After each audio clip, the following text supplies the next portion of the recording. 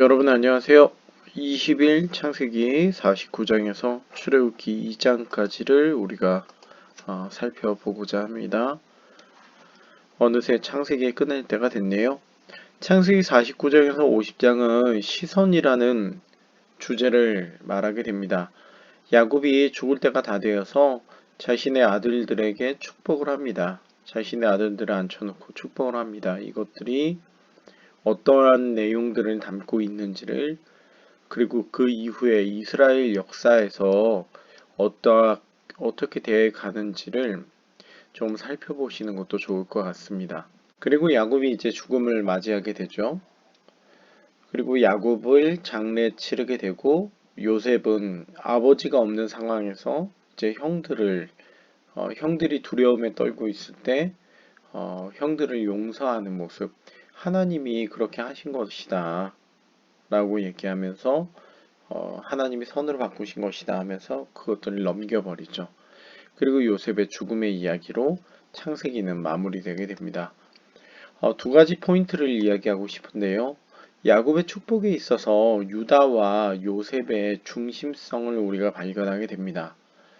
계속해서 그 창세기 후반 부분에 있어서 야곱의 두 아들 유다와 요셉이 얼마나 중요한 위치를 차지하게 되는지를 계속해서 성경은 우리에게 말해준다는 것이죠. 그리고 그것은 실제로 이스라엘의 역사 안에서 이 유다와 요셉 지파를 통해서 아주 중요한 그 일들이 일어나게 됩니다. 우리가 성경 전체를 보는 그 눈을 가지고 이 본문들을 보면 좋을 것 같습니다. 그리고 이 야곱과 요셉의 시선에 관한 것도 우리가 좀 살펴보면 좋을 것 같은데요. 야곱이나 요셉이나 죽을 때 했던 유언이 이 가나안 땅으로 자신들을 꼭 묻히게 해달라는 거죠. 그 당시 애굽의 문명을 생각을 해보면 가나안 땅은 정말 보잘것없는 땅인데, 야곱과 요셉은 계속해서 가나안 땅을 고집을 하는 이유가 뭘까요? 그 땅의 가치가 아니라 하나님께서 약속하신 곳이기 때문에 그 약속을 바라보는 시선이었던 것이죠. 지금 당장의 현실은 별것 없는 가나안 땅이지만 분명히 하나님께서 그렇게 하시겠다 약속하신 그 시선에 약속이 있기 때문에 그걸 바라보는 모습이 있었다는 것이죠.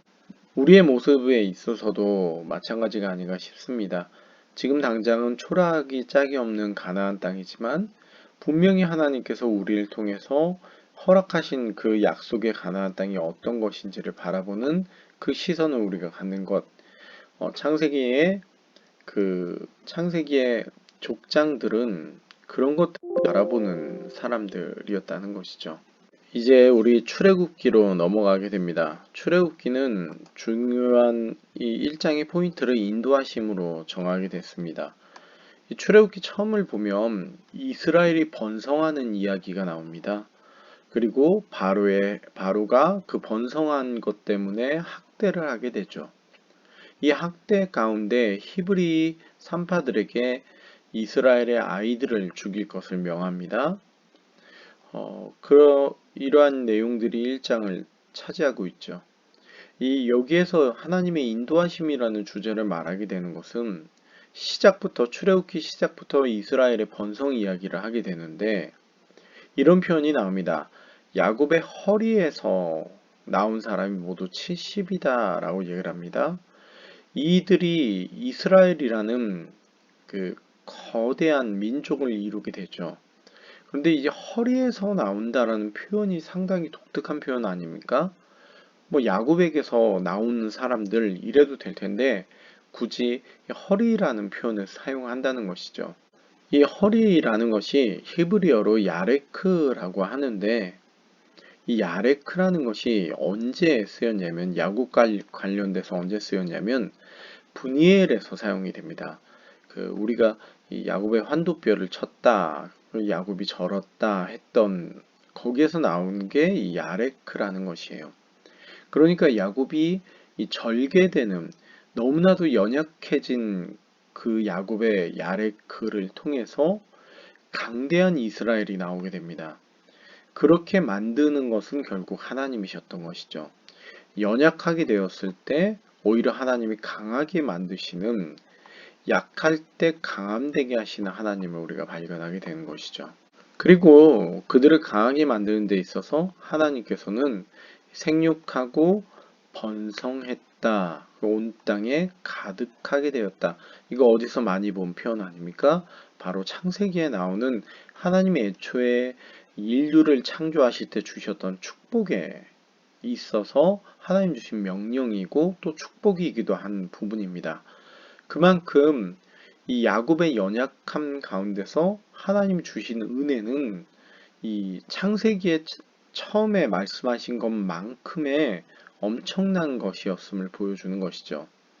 그러한 하나님의 인도하심이 있으니 우리가 이후에 바로의 학대의 이야기를 봐도 그렇게 걱정하지 않게 되는 것은 분명히 하나님이 이끌어 가신 인도하심이 있다는 걸 보게 되는 거죠.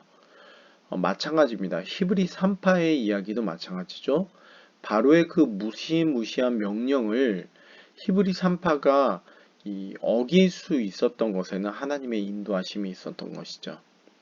그래서 성경은 이 바로의 이름은 기록하고 있지 않지만 히브리 3파들의 이름만큼은 기록하고 있다는 거예요.